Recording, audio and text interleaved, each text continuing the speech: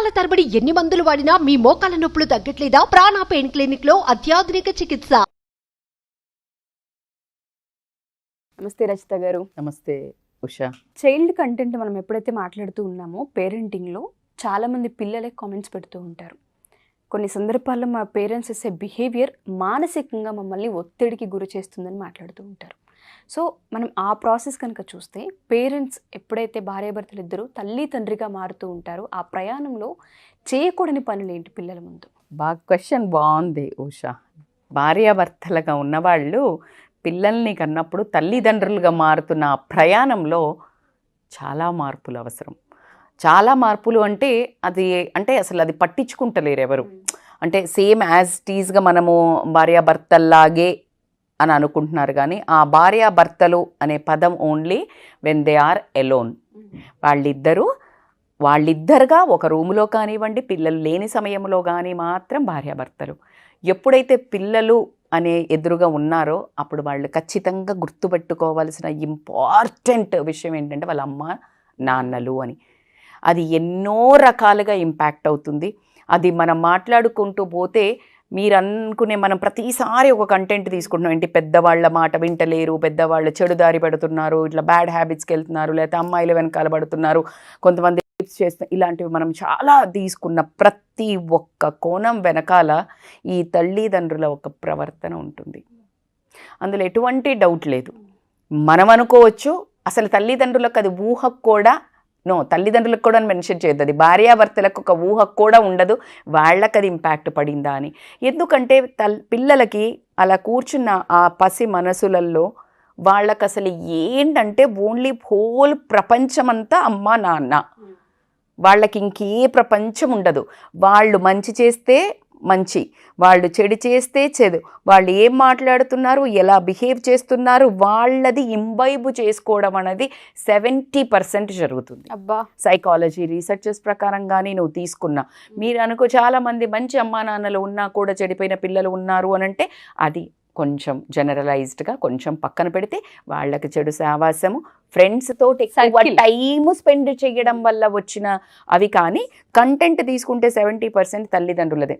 Let me take ఇవాళ ఒక చిన్న ఇన్సిడెంట్ జరిగింది ఉషా. మా ఇంట్లోనే ఏదో నేను వరలక్ష్మి పూజ గురించి మాట్లాడుతుంటే మా పాప యూఎస్లో ఉండి నేను కూడా చేసుకుంటాను ఇలా ఈసారి కట్టిన శారీ నెక్స్ట్ సారి కడతానంటే ఐ వాజ్ షాక్డ్. ఎందుకంటే తను అసలు కూర్చో అని చెప్తే కూడా ఆ టైంలో చాలా ఇష్టం. ఎందుకంటే కొత్త బట్టలు కుట్టిస్తాను, వరలక్ష్మి పండగ అంటే లంగా ఓని కుట్టిస్తాను, చాలా ఇంట్రెస్టింగ్ ఉండేది. నేను అక్కడ ఉంటే బాగుండు, నేను మిస్ అవుతున్నా అని ఈరోజు మార్నింగ్ కాల్ చేసి నేను కూడా అలానే చేస్తానంటే నువ్వు కూడా అలా చేస్తా అంటున్నావు అంటే, అమ్మ నువ్వు ఒక స్టాండర్డ్ సెట్ చేసావు కదా.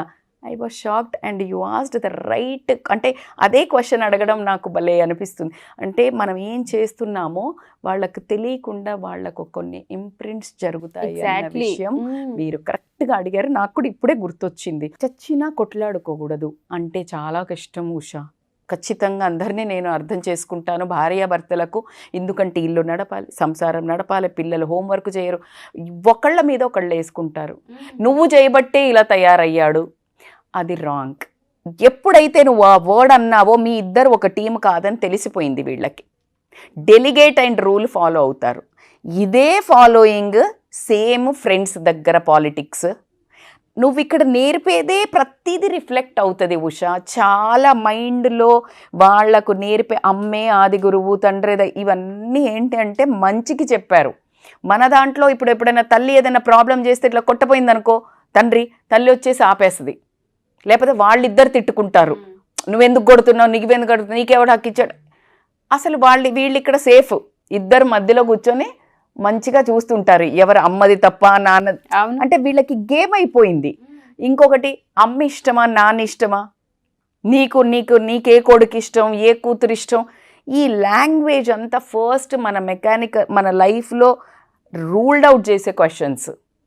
నీ కడుపులో నుంచి పుట్టిన ఇద్దరు పిల్లలు ఇద్దరికి ఇష్టం ఉంటుంది, కన్నందుకు ఇద్దరు అమ్మ నాన్న ఇష్టం. అమ్మకి తండ్రి అంటే ఎంత కోపమన్నా ఉండనియండి భార్యకి భర్త మీద, పిల్లల ముందు మాత్రం నువ్వు రెస్పెక్ట్ చేయాల్సిందే బై డిఫాల్ట్. అప్పుడే వీళ్ళు రెస్పెక్ట్ చేస్తారు. ఎగ్జాక్ట్లీ. అదే తల్లిని ఏమైనా వచ్చి ఇచ్చి ఏమండి అంటే నీకు తెలీదు వీడు రేపు నేర్చుకుంటాడో హే భార్య అంటే పని మనిషా, ఇలా చెయ్యాలా. రేపు పొద్దున వీడు కాస్త మునగాడు కాగానే తల్లిని ఎపే నీకేం తెలీదు. ఇది తండ్రి రోజువారీగా నేర్పే పాఠం. అది గౌరవించాలా అవమానించాలా అనేది ఈ తల్లి తండ్రి నేర్పేవే జరుగుతున్నాయి ఇక్కడ.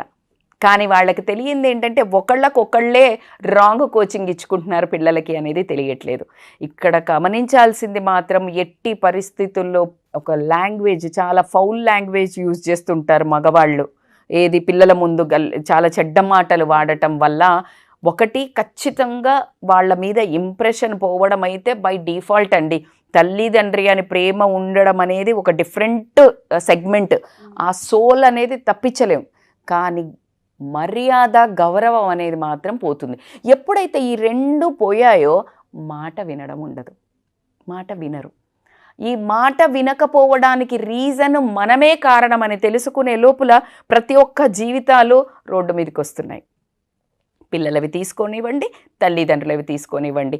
వీళ్ళు చేసినట్టు ఏదైతే పట్టించుకోకుండానో లేదా అరుసుకోవడమో, రేపొద్దున ఏంట్రా నువ్వు నీ భార్య, నీకు అధికారం ఎక్కడిది? నువ్వే అలా చేసావు కదా, వాడికి ఎక్కడి నుంచి వస్తుంది? సో ఇలా భార్యాభర్తల నుంచి అమ్మా నాన్నలకు మారే ముందు ప్రతిరోజు conscious living is very important. నువ్వు నీ ఇంట్లో ఒక మొక్కని పెడితే ఎలా ఒక మంచి నీళ్లు పోసి మంచి ఎరువేసి ఆర్గానిక్గా పెంచాలని అంటున్నావో, అలాగే నీ పిల్లల్ని కూడా మంచి మాటలతో, మంచి విలువలతో, మంచి సంస్కారంతో మనం ఉంటే అసలు దానికి వేరే మళ్ళీ కోచింగ్లు పెట్టక్కర్లా.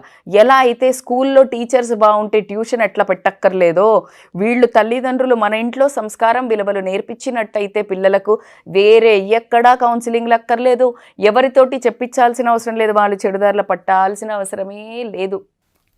అది మాత్రం నేను నాకు అర్థమయ్యే లాంగ్వేజ్లో నా ఒక ప్రామాణికంగా చెప్పేది ఏంటంటే, నేను ఇది మాత్రం వండర్ఫుల్ ఫార్ములా.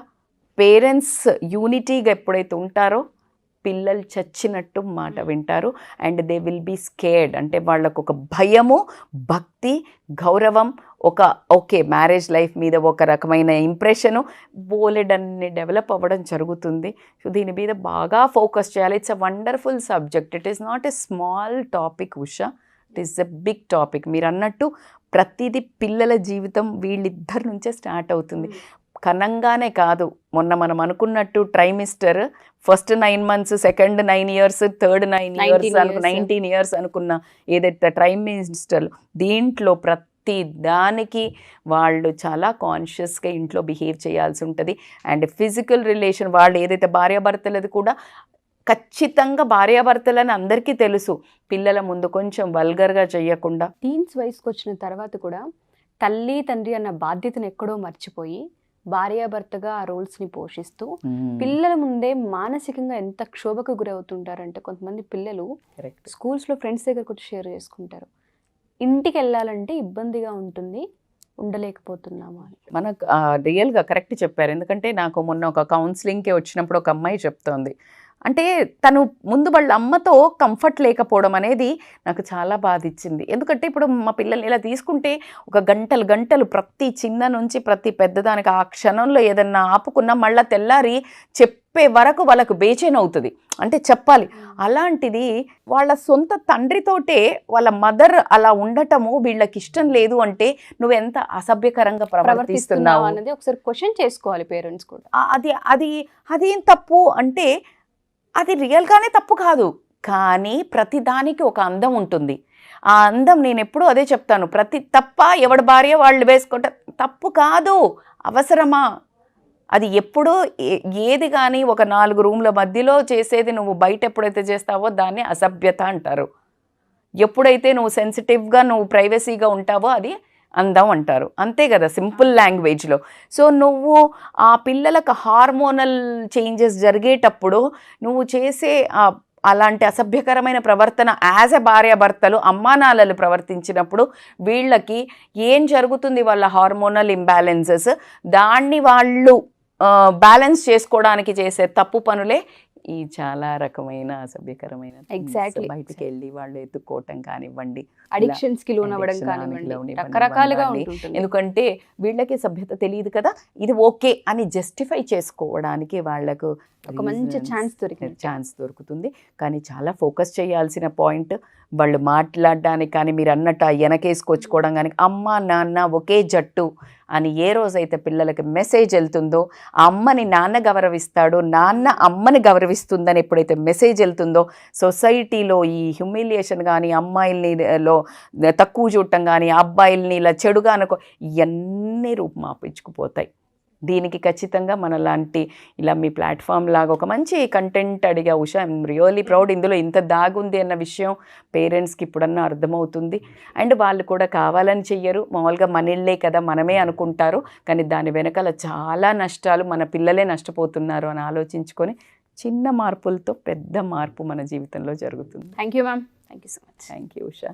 రచిత గారు, చాలామంది అడుగుతూ ఉంటారు ఏంటంటే కింద కామెంట్స్లో, మీరు డైట్ ప్లాన్స్ అండ్ యోగానే కాకుండా, హెల్త్కి సంబంధించే కాకుండా ఎవరికైతే సైకలాజికల్గా ప్రాబ్లమ్స్ ఉంటుంటాయో, ఎస్పెషల్లీ పేరెంటింగ్లో మనం చూసుకుంటే తల్లిదండ్రులు కానివ్వండి, పిల్లలు కానివ్వండి, ఏవైతే మానసిక సమస్యలతో కుటుంబ పరంగా ఇబ్బంది పడుతూ ఉంటారో, మేము ఒకసారి వచ్చి కన్సల్ట్ అవ్వాలనుకుంటున్నాం, సొల్యూషన్స్ తీసుకోవాలనుకుంటున్నాం అని అడిగే వాళ్ళకి మనం ఆఫ్లైన్ కానివ్వండి, ఆన్లైన్ కానివ్వండి, అపాయింట్మెంట్ ఇచ్చే అవకాశం ఉంటుంది అంటారు. తప్పకుండా ఉషా. ఎందుకు అని అంటే నేను ఇందాక చెప్పాను, మనకి ఏదైతే ప్రాబ్లం ఉంటుందో, మనకి ఆ సబ్జెక్ట్ అర్థం కానప్పుడు మనం ఒక ట్యూషన్ టీచర్ని పెట్టుకొని నేర్చుకొని పాస్ అయ్యాము ఏది సబ్జెక్ట్లో, అలాగే ఎగ్జాక్ట్గా we need somebody for counselling. ఖచ్చితంగా ఎలాంటి సమస్యలైనా పిల్లల పరంగా కానివ్వండి, వాళ్లకు మానసికంగా డిప్రెషన్లోకి గురవుతున్న అన్నీ ఉండి కూడా ఏమీ లేవనుకుంటున్నాం బ్రతికే వాళ్ళకి కానివ్వండి, లేకపోతే భార్యాభర్తలలో కానివ్వండి, ఎలాంటి ఇష్యూస్ ఉన్నా కూడా they can consult online or offline by calling this scrolling number. Thank you ma'am, thank you so much. Thank you Usha. Suman టీవీలో మీ పర్సనల్ అండ్ బిజినెస్ ప్రమోషన్స్ కోసం కింది నెంబర్కి కాంటాక్ట్ చేయండి.